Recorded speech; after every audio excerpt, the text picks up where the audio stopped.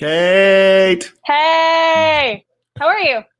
I am well. I'm trying to stay, a little bit drier so we move things inside today, but it's still Friendsgiving. I Outside mean, does not a Friendsgiving make. I don't it's know. true.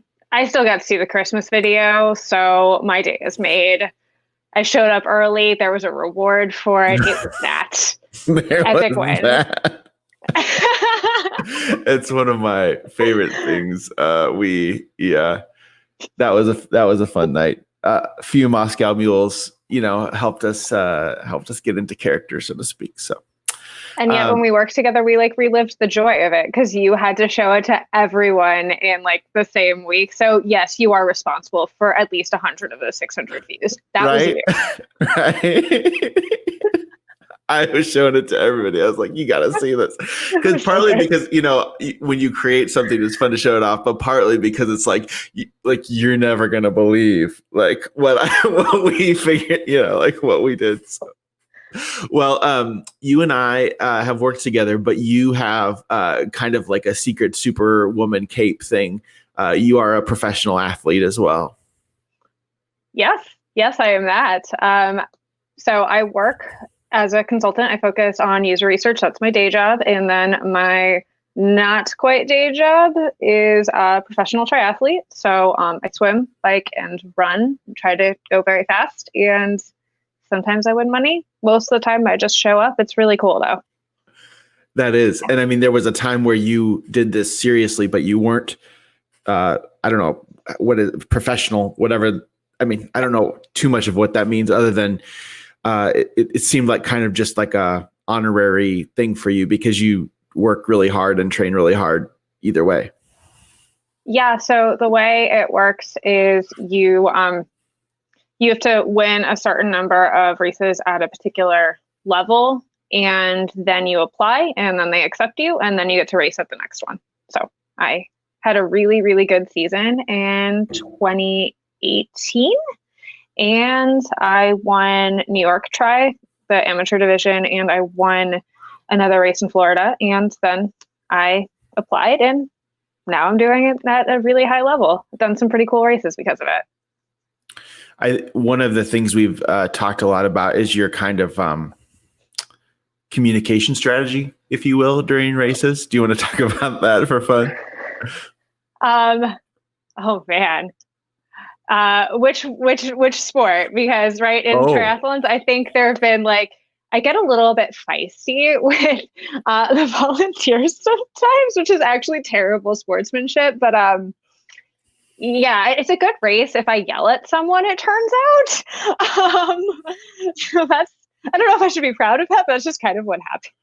well, I mean, it's kind of New York's in your blood too. So growing up there, so I mean, you just, Oh, yeah, for I mean, sure. it's just, it's like that's kind of like I feel like when you race, maybe a little bit more of your New York comes out then.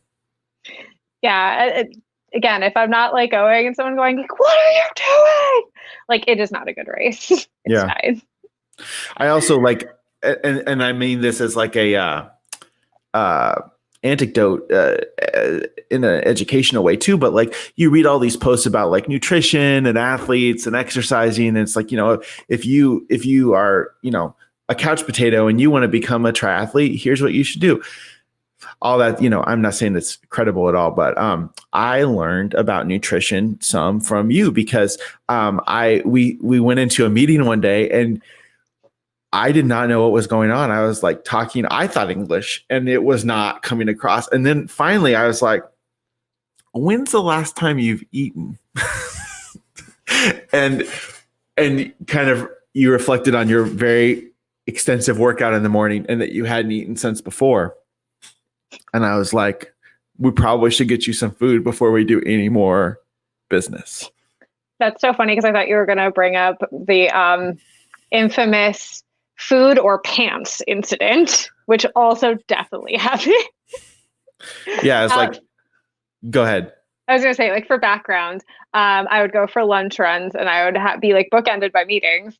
And so I'd have this like 1 o'clock meeting and I'd get back from my run. And so I'd have like 5 minutes where I literally had to decide, am I putting my work clothes back on or am I eating? And there are many debates about food or pants. And I Food, think, usually one. yeah, because I think that some of this was happening in your head. And one day I was like finishing some code before one of our meetings, and you then like it moved out of your head, and you kind of like asked me to decide, and I was like, I don't know.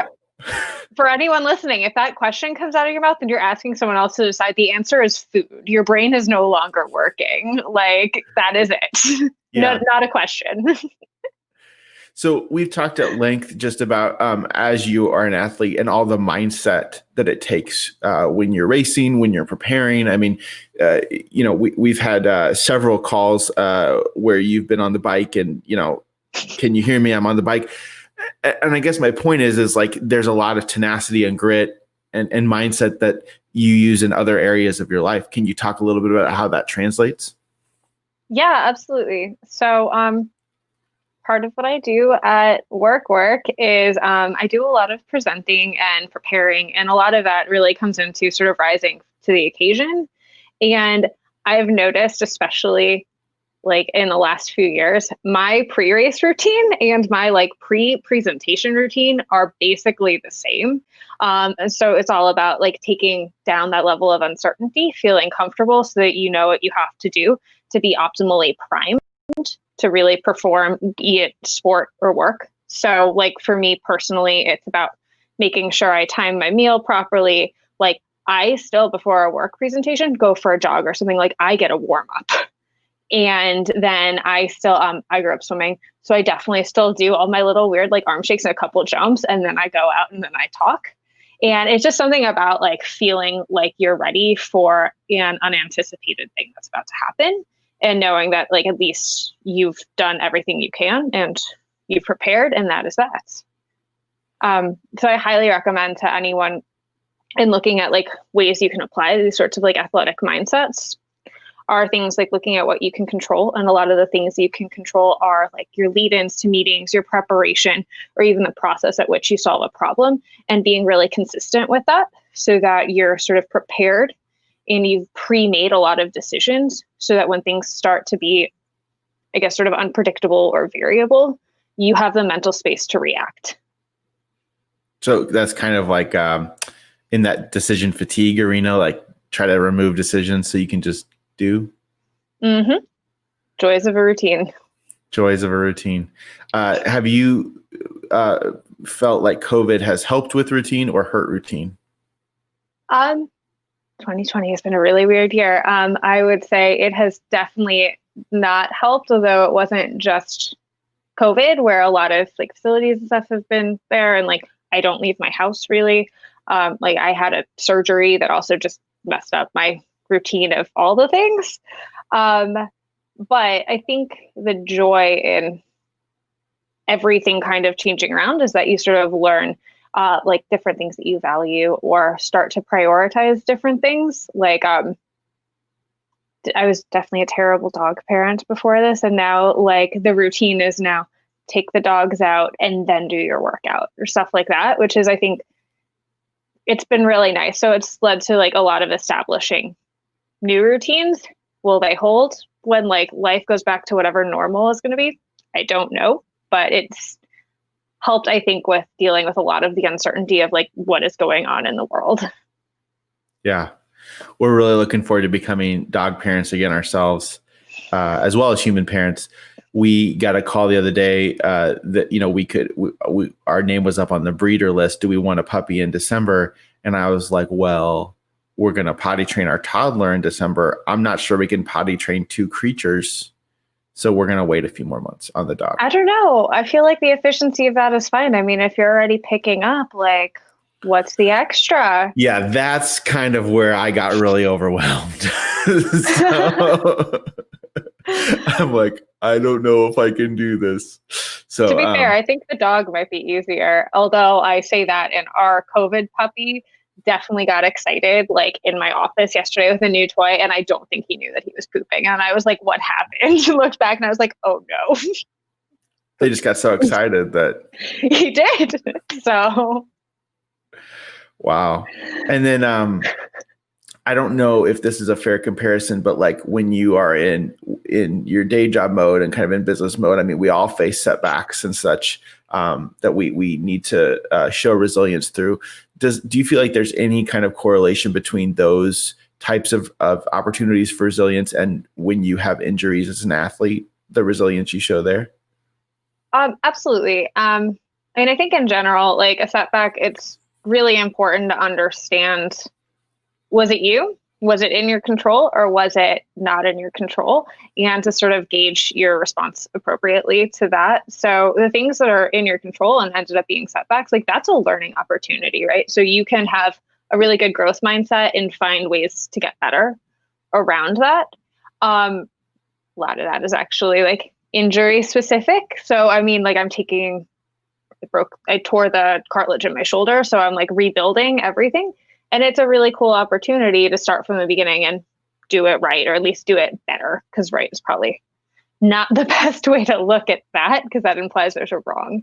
And I think that's the same thing in work, where you can figure out what kind of went wrong and the steps that you can take to improve so that in the future you may have a different outcome. I mean, I think you still have to like accept whatever outcome happens, but also like own that you have done everything you can, and that is in itself success. Yeah, and then I've just heard, because I am a pansy and don't do things that cause me to get injuries, but and that's credit to you, not a credit to me. But what I've heard is that sometimes there's a inkling for athletes that like after they've rehabbed one time, then they might even be more careful because they don't. Do you feel like it's like you've had the setback, you've successfully gone through it? Is it hard to kind of like go as strong again because you might suffer the same injury or setback? I think it depends on what the setback was or what the injury was and what caused it. Like if it's something that was completely out of your control, like I got a concussion last year, crashed my mountain bike. Yeah, the first few times I went back off-road, I was not riding at the same level. Like I was completely freaked out, and like my fight or flight response basically got me to the point of just freeze. You might die here, which is not rational. But I think the benefit of going through those sorts of things is that you have to keep doing reps, right? And every rep, everything gets easier. Sort of like at work, every time you do a similar type of project, it gets easier and easier and you get better. And so it's really all about knowing and not judging yourself when you have those like freeze moments. That's your body is protecting you, right? Your brain is doing its job, right? And you need to be happy, right? Because if your brain didn't do that, like you might not be here today. And so it's working with that to start overcoming by continuing to expose yourself to the thing that's freaking you out and hopefully taking down the threat level. Cool. Okay. Well, I feel like I still have a lot to learn in this area. I don't know if I'll ever be one of those people that like randomly when I'm 50, I start running marathons or not. I don't really think that will be me, but I'm hoping that it's more that I'm like, can like start like free climbing or something like that, but you know, we'll see. So, well, it was really good to see you. Tell Josh, hey, tell the puppies, hey. And do you all have some Thanksgiving plans, even though it's a weird year? We're having our friends in our little COVID pod over, and we're making a pretty epic meal with 2 desserts because it's all about the desserts anyway.